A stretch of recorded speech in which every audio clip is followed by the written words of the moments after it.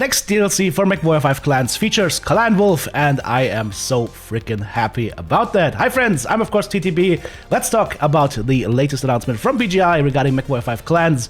Wolves of Tukayyid. Yes, my friends, we're going to that particular place with Clan Wolf. And it's coming soon, December 4th. There is a wishlist button on the page, but we're gonna go, of course, scroll down and see what details we can garner from all of this. There will be a new campaign. In the aftermath of Luthien, Comstar uncovers the shocking truth about their clan allies. Terra itself is their ultimate target. No shit, Sherlock. Alarmed by this revelation, Comstar sends a proposal to the clan's Ilkhan Ulrich Kerensky, an open challenge for the invading clans to decide Terra's fate. So, Comstar says, you know what, clans, let's duke it out on one planet that stopped this, giant wave of destruction that's coming through the inner sphere. We're fighting it out on one planet. You guys against us. Whoever wins gets to decide the fate of Earth. And the clans say yes, of course. This is gonna be amazing because on Tukayyid, you basically have all the clans that are invading the inner sphere. For example, the Jade Falcons, the Ghost Bears, or of course, our friends from the Smoke Jaguars are of course going to be there as well. Now then, by the way, beautiful Clan Wolf emblem right here. A new unit. Experience the Battle of Tukayyid as a mech warrior of the 13th Wolf Guards. Play through a 20-mission campaign with cinematic storytelling and shape the fate of Clan Wolf. Now, Clan Wolf, and this, by the way, this is the ensign of Natasha Kerensky, the Black Widow, which I think that's her, probably. The thing about Clan Wolf is, I mean, spoiler alert, if you don't want to get spoiled, zoom ahead about 30 seconds, but the clans get shellacked at Tukayyid. Anastasius Vogt, the commander in charge that's running Comstar, or the Com Guards, is really, really, really good, and he uses their tactics against them. He's brilliant. He takes them into a prolonged fight where he just whittles them down with the inner sphere mechs using their numbers and strengths to full power, and of course the clans weaken themselves on average by bidding away the mechs and whatnot. So it is not going well for the clans, but Clan Wolf has a couple of aces in its sleeve. They have Natasha Kerensky, a former member of the Wolf's Dragoons. Yes, that was an inner sphere mercenary unit.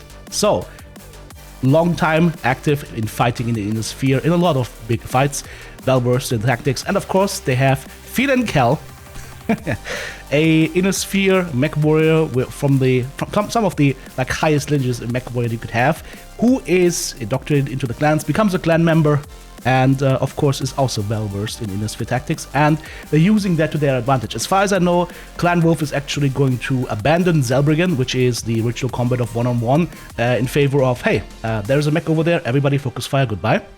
They're using, I believe, mostly energy weapon configurations, and they're using their knowledge of inner sphere tactics and mechs to the fullest extent, and I think they're the only clan that actually straight up wins their attack corridor. I think Clan Ghost Bear makes some smaller gains. I think the Jade Falcons basically fight out a draw. Every other clan just loses, as far as I know. I have to look, of course, into the lore a little bit more, but it is gonna be amazing. So this is, I think, the right clan to choose for this fight. Jade Falcon would have also been an option, of course. We all know the story of Aiden Pride, and if you don't know the story of Aiden Pride, go read the Jade Falcon trilogy. But yeah, so much about that. I'll just stop the lore right here. Let's move on, see what else we get. A new enemy. The clan's greatest allies turn against them as Comstar's military branch, the Com Guards, issue a challenge to the clans, one that will determine the ultimate fate of the entire invasion. Spoiler alert, the invasion gets stopped here. But not thanks to us, because we'll be playing with the good guys, as in the actual performing guys. Alright, let's scroll down and see what else we have. We get new mechs. We get 3 new Omni mechs and 3 new battle mechs. The Ice Ferret, there's a light mech, the Linebacker, that's a heavy mech, and the Naga.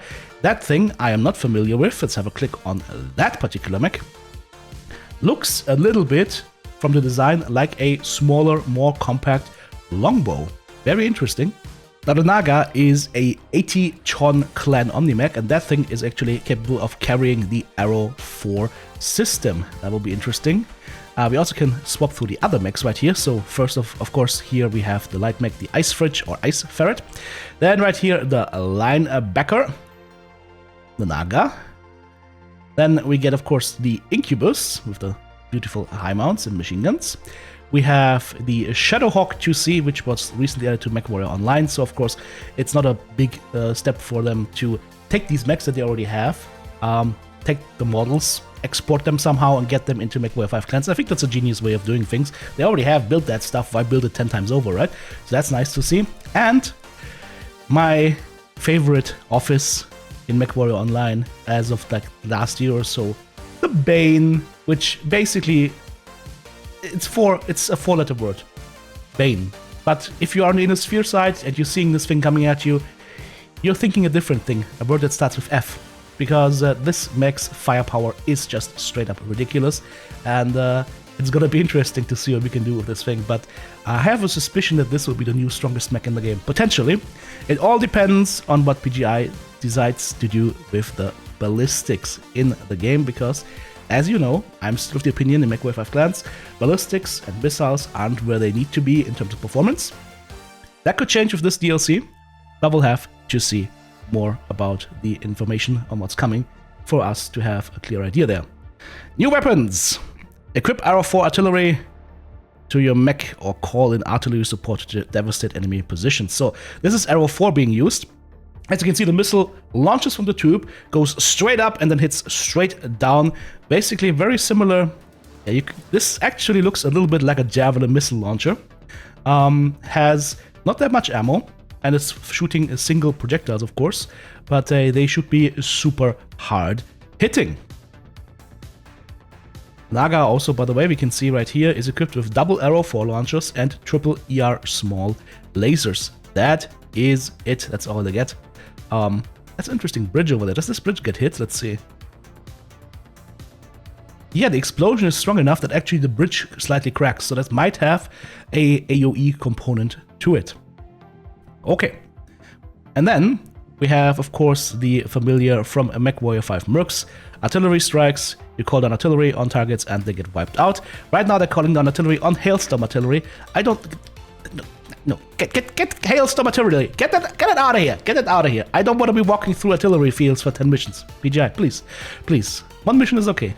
But no more, please. I don't want to be chasing down artillery at the edge of the map.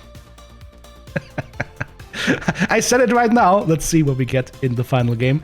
But yeah, I mean, for smaller targets, or maybe if you have to demolish a set of buildings or whatnot, calling down artillery will be nice, or to soften up targets a little bit before you go in. So that will be a nice addition to the game. Then we also get some free updates. This one makes me very happy. This is really, really nice.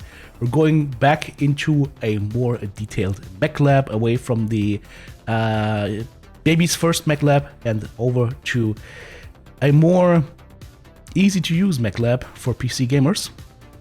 But of course, it's still going to be fine to control for the console users. The mech lab will be updated with the new expanded view with drag and drop editing. So you have a new view now where you can just drag and drop stuff over, which makes equipping your mechs that much easier. You can see exactly what kind of slots you have available.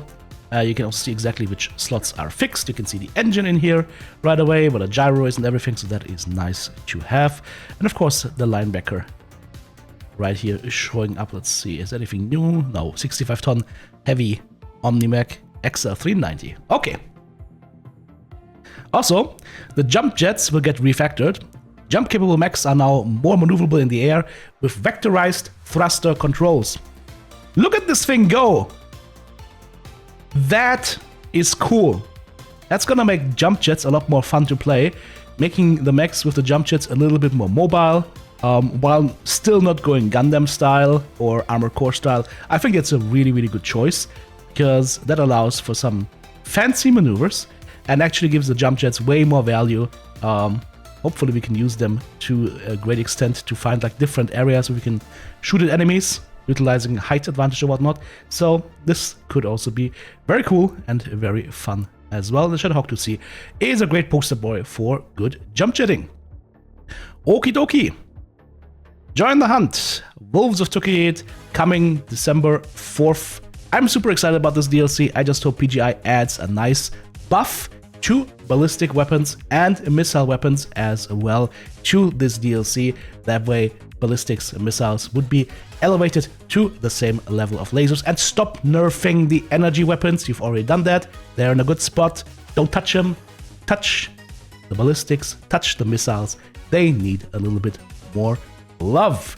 Let's see on December 4th what happens. And of course, I will keep you guys informed on this channel as to all the new information we get and new videos and new content that gets released before the launch. Should be a very exciting month. Early Christmas present, in my opinion. What are your thoughts? Let me know in the comments. Thank you so much, supporters. Couldn't do it without you. If you want to join Team TTB, check out the join button right here on YouTube, super thanks button in the comment section, or of course the links to Patreon or the merch store listed in the video description.